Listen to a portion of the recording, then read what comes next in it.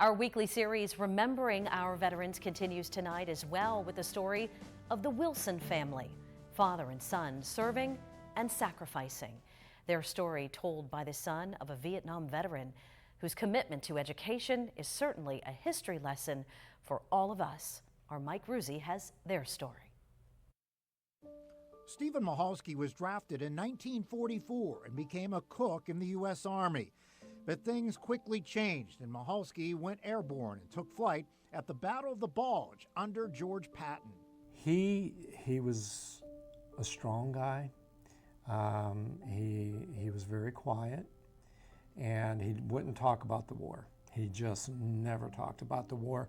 I just remember there was always a strong family unit with my mom and her sister and my grandfather and my grandmother. We just got a new version. Doug Wilson, the principal at Iroquois High School for the last 9 years, was only 13 years old when his grandfather died, and his passion for history led to teaching social studies. I was just always fascinated with history, and I remember asking him questions, and he would never talk about it. Mahalski was raised in Glassport, Pennsylvania, about a 30-minute drive to the city of Pittsburgh. And his son was drafted by the U.S. Army in 1965 and spent 2 years in Vietnam. And he was a bigger guy, and they said, "You're going to be an M60 operator," which he knew the life expectancy of a M60 operator. That's the first guys that the enemy wants to take out. Unlike his grandfather, Doug's dad did share some stories about his tour of duty in Vietnam.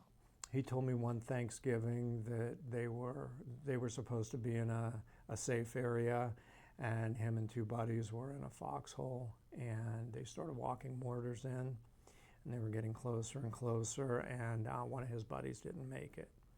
And he said that was horrific. It's life or death when you're in Vietnam, and you really had to depend on your brothers in arms just to keep you alive. And I think that's what, they went through things that you could read in books and see in movies, but it doesn't do it justice. Mike Ruzzi, Erie News Now. To Stephen Mahalski and William Wilson, we thank you for your service.